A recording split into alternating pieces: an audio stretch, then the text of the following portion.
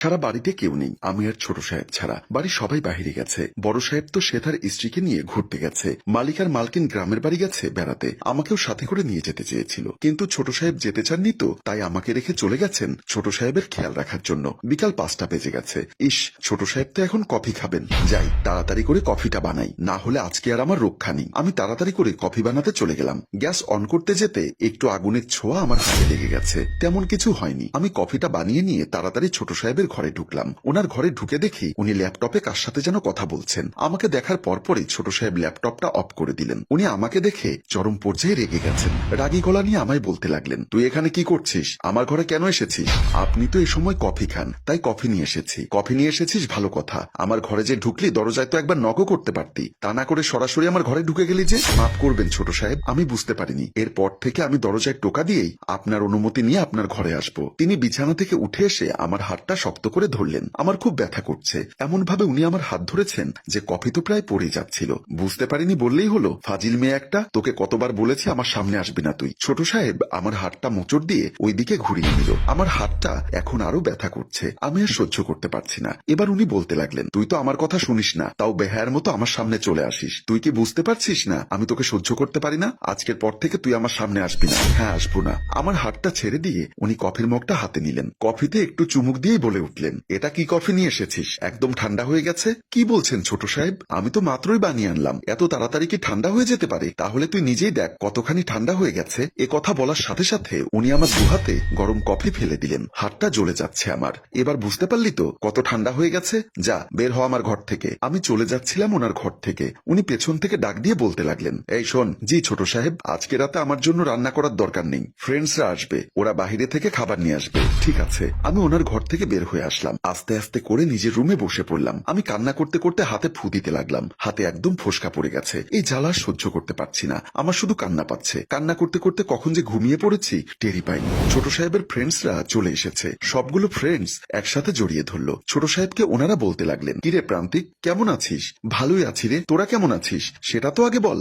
আমরাও ভালো আছি রে। খাবার আনবি বলেছিস, তাই বলে এত নিয়ে এসেছিস? এত খাবে কে? আমরাই খাবো। আমরা এত খাই নাকি রে? তবে ভালোই করেছিস। ছোঁয়া তো রয়েই গেছে। মম ড্যাড রেখে গিয়েছে আমার দেখাশোনার জন্য। আমি নিশ্চিত ও নিজের জন্য রান্না মোটেও করবে না, ওই খেয়ে নিবে। আগে বল এইগুলো এখন কোথায় রাখবো? এগুলো তো বেড়ে রাখতে হবে। দাঁড়া, আমি ছোঁয়াকে ডাক দিচ্ছি। এই প্রান্তিক, এই ছোঁয়াটা আবার কে রে? আমাদের বাড়িতে আগে আন্টি কাজ করতো না? তার একটা মাত্র মেয়ে ছিল। ওই আন্টি মারা যাওয়ার পর থেকে ও এখানে থাকে। বলতে গেলে মম ড্যাডই ওকে রেখে দিয়েছে। মম ড্যাড অবশ্য ওকে পড়াশোনাও করাচ্ছে। দে, তাড়াতাড়ি ডাক দে ওকে। হ্যাঁ, দিচ্ছি। ঘুম থেকে উঠে দেখি 8টা বেজে গেছে। আরে, আমি এতক্ষণ ঘুমিয়েছিলাম? আমাকে তো ছোট সাহেবের জন্য রান্না করতে হবে। আরে, আমি এত টেনশন করছি কেন? উনি তো বলেই দিয়েছেন আজকে রান্না না করতে। ওনার ফ্রেন্ডসরা খাবার নিয়ে আসবেন। ছোট সাহেব আমাকে ডাকছে, ওই ছোঁয়া, তাড়াতাড়ি বাইরে চলে এসো। উনি এখন কেন আমাকে ডাকছেন? উনি তো বলে দিয়েছেন ওনার সামনে না যেতে। তাহলে এখন কেন আমাকে প্রয়োজন পড়েছে? আমি যাব না ওনার কাছে। কিরে, আসছিস না কেন? দাঁড়া, তোর এক্ষুনি মজা দেখাচ্ছি। ফাজিল মেয়ে একটা। ছোট সাহেব নিজেই আমার ঘরে আসলেন। আমি বসা অবস্থা থেকে উঠে দাঁড়ালাম। উনি বলতে লাগলেন, তোকে না সেই কখন থেকে ডাকছি, তুই কোনো রেসপন্স দিচ্ছিস না কেন? আপনিই তো বললেন আমাকে আপনার সামনে না যেতে। আসলেই তুই? আমার হাত ধরে টানতে টানতে নিয়ে যাচ্ছেন। আমি ওনাকে বলছি, ছাড়ুন আমাকে বলছি। কোথায় নিয়ে যাচ্ছেন আমাকে? ছাড়ুন। আমাকে টানতে টানতে ওনার ফ্রেন্ডসদের সামনে নিয়ে গেলেন। আমাকে বলতে লাগলেন, যা, এইগুলো বেড়ে দে। দিচ্ছি ছোট সাহেব। ওনার ফ্রেন্ডসরা ওনাকে বলছে, এই কি ছোঁয়া? হ্যাঁ, কত সুন্দর রে। এই, নজর দিবি না, সামলে থাকবি। ছোঁয়া কিন্তু এই পরিবারের খুব আদরের। কোনো উল্টাপাল্টা কিছু করলে খবর আছে। ছেড়ে কথা বলবে না কিন্তু। তার মানে তোরও খুব আদরের, তাই না প্রান্তিক? তুইও খুব আদর করিস, তাই না? না, আমার আদরের না। আমি তো ওকে দেখতেই পারি না, সহ্যই করতে পারি না। আমার তো তোর কথা বিশ্বাসই হচ্ছে না। তোর মতো একটা ছেলে এমন একটা সুন্দরী মেয়েকে ছেড়ে দিয়েছে, সেটাই তো বিশ্বাস করতে পারছি না। আর কাকে কি বলছি? তোর যা পছন্দ দেখলে মনে হয় কি এক একটা হিজড়া। ঘরে সুন্দরী মেয়ে থাকতে আর উনি বাহিরে খুঁজছেন। এই, তোরা ফালতু আলাপ এবার বন্ধ করবি। আজকের মজাটা মাটি করে দিস না। এই তো ছোঁয়া এসেছে খাবার নিয়ে। চল, খেয়ে দিয়ে মজা করা শুরু করি। আমি খাবার বেড়ে নিয়ে চলে আসলাম। তারপর ওনাদের খাবার খেতে দিলাম। যখনই সবাই খাবার মুখে দিল, একসাথে সবাই মুখ থেকে খাবার ফেলে দিল। ছোট সাহেব বলতে লাগলেন, ওই ফাজিল, তুই কি খাবার নিয়ে এসেছিস? খাওয়াটাই আর আজকের মজাটাই মাটি করে দিলি। আগে তো কোনোদিন এমন হয়নি, আজকে হঠাৎ এমন হলো কেন? দেখ, ভালো লাগে না, না খেয়ে থাকতে হবে। দেখ, কিসের জন্য যে ছোঁয়াকে মানা করলাম রান্না করতে।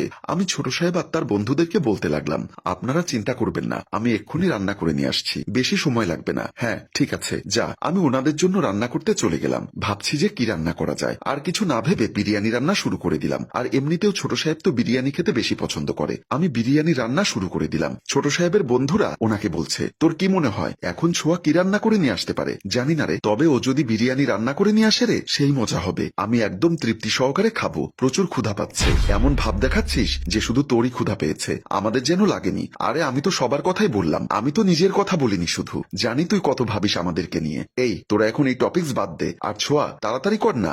আরে তুই গিয়ে একটু হেল্প কর তো সুন্দরী গার্লফ্রেন্ডকে। কি আমায় তোরা একটু বেশি বলছিস? ওর সাথে আমার কোনো রিলেশন নেই, ও শুধু আমাদের বাড়িতে থাকে, কাজ করে। আমি তো ওকে দেখতেই পারি না। তুই যত যাই বলিস, তুই যে ওর সাথে যেটা করিস সেটা আমরা খুব ভালোভাবেই বুঝে গেছি প্রান্তিক। এই তোরা এখন চুপ করবি, এসব ফালতু কথা আমার সামনে বলবি না। তোর ভাবসাব বলেই দিচ্ছে তুই করিস। চুপ কর না রে তোরা। আমি বিরিয়ানি রান্না করে ওনাদের কাছে নিয়ে গেলাম। আমি ওনাদের সামনে গিয়ে বললাম, হয়ে গেছে। সবাই ক্ষুধার জ্বালায় খাবার টেবিলে এসে বসলো। আমি সবাইকে খাবার বেড়ে দিলাম। এতটাই ক্ষুধা পেয়েছে যে সাথে সাথে বিরিয়ানি মুখে দিল। সবাই খেতে লাগলো। অনেক টেস্ট হয়েছে। ছোট সাহেবের একজন বন্ধু বলে উঠল, কিরে প্রান্তিক, তৃপ্তি করে খাচ্ছিস তো? তুই তো বিরিয়ানির কথাই ভাবছিলি। হ্যাঁ। আচ্ছা ছোঁয়া, তুমি কি করে বুঝলে প্রান্তিকের এখন বিরিয়ানি খেতে মন চেয়েছে? কারণ উনি বিরিয়ানি খুব পছন্দ করেন। আর কোনো পার্টি হোক না কেন উনি বিরিয়ানি খান, এজন্য আর কি। ও আচ্ছা, আর বিরিয়ানিটা অনেক টেস্ট হয়েছে। এত টেস্ট আগে কোনোদিন পাইনি। ধন্যবাদ। তোমার বয়স কত? এই তো 18 পড়বে এবার। ভালোই। ওনারা কথা বলা বাদ দিয়ে খাবার খেয়ে নিলেন। যার যা প্রয়োজন আমি তা তুলে তুলে দিচ্ছি। সবারই খাওয়া শেষ।